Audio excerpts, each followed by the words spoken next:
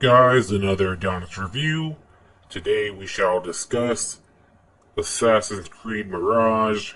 This game came out in October of 2023, so a little bit over a year now, and we will talk about if it is worth it now that we have the next Assassin's Creed coming out in the near future, hopefully not to be delayed sometime in February of 2025, I believe.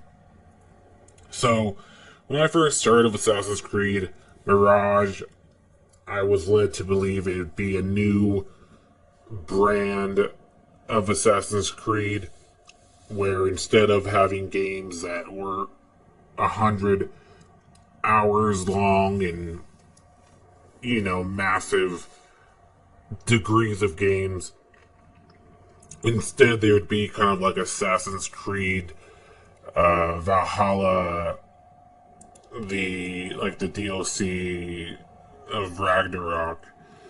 I thought it'd be like $40 kind of increments of 30-hour games, kind of like The Witcher Blood and Wine type of length that allowed them to do more variations without having to, spend hundreds of hours and years to work on a single game. So I thought we would get multiple games coming out back to back that were cheaper and shorter, because there were so many Assassin's Creed mentioned around the time this was mentioned. I don't think that's the case. I'm not sure what they're doing exactly, but this game does fit into what I imagined initially, which is, I'd say, more of a negative than a positive end all be all. You are essentially in this game for definitely a shorter amount of time, which is, probably roughly 30 hours altogether, which traditionally speaking is the standard length of a game. It's a pretty good length of a game. It's not like anything's wrong with that. But if you've played Assassin's Creed before, you can definitely feel how you feel like you're getting less, and it definitely feels smaller because you only have one area to go, really. Even so, they do spread it out because this game takes place in Baghdad. You do get a pretty good distance of area for a 30-hour game. You definitely feel it when you don't have another map to kind of go into. It definitely feels smaller and less diverse. And that makes me care about the story less, makes me care about the map, which I just don't care about that much at all. It really kind of just feels like I'm in Egypt again.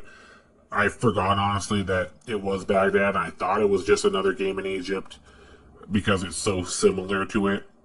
The graphics do look smoother and better than previously. Obviously, the graphics are slowly getting better every time, but I just don't like the Egypt aesthetic, which is basically what Baghdad is. It's exactly like Egypt, with oases kind of here and there, and everything's kind of pretty similar.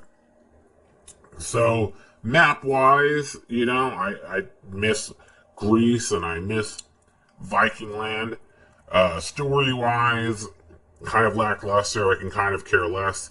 The second kind of negative to this game is skins. Instead of you kind of having a wide variety of outfits and things, because it's a shorter game, they really rob you of that. Instead, you get, a very small amount of outfits, and you essentially, when you get more gear in the future, it's really just to upgrade that outfit to a better version of it, just giving whatever outfit you have into a better version, a slight upgrade. So there's not a lot of variety when it comes to your clothing, unless, of course, you decide to buy and spend money, which I would personally think would be worthless since this game is so short. I've always thought that skins were kind of worthless, even though they have some really cool skins in Valhalla, for example, but I don't know why it would be worth it in a game that isn't multiplayer. You know, like I understand it would be cool to see it, but no one else gets to see it. Eventually, it'll be over, and it's not worth it, even so they are really cool. So all said, all being done, you know, it's not like it's not a fun game. It is, you know, it is good, but I feel like it has the lowest. It has all the things that you would not want in an Assassin's Creed game handed to you with a fresh coat of paint. So it's not worth the money to spend on. I don't know if this game traditionally is $40. I think it is, you know, naturally less because of the branding they plan to do with it. But it's definitely not worth it. You know, I'd say max this game would be worth $20. And honestly, I'd probably say $10 is really fair. If you get $10, sure get it. $15 if you really want to play it, you know, it'll be worth it. But I'd say the real incentives to play this game is if somebody wanted to possibly get into Assassin's Creed but didn't have 100 hours to play them. This would be a good teaser to kind of see what it's like. It gives them a short, bite-sized game that's not 100 hours. It gives them fresh graphics and kind of a use of the gameplay and the assassin mechanics without, you know, having to invest a bunch of time. Then if they like it, they can hopefully, you know, go to Valhalla and Odyssey, and, you know, they'll really enjoy those ones.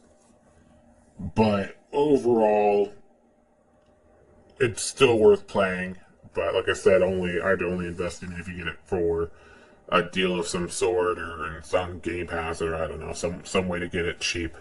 Because if you're a real fan of Assassin's Creed, you'll see that this one just feels like a DLC. Honestly, that's the best way I can put it. It just feels like a DLC. If this was just added on, you know, to Assassin's Creed Origins or something, it would feel like a great DLC. But as a standalone game of its own, it's, you know, it is what it is, which I guess is what they shot out to be. But with the next Assassin's Creed looking to be back to its old ways, it really stands out to why they kind of pretend to make this game seem like a game of its own in the meantime.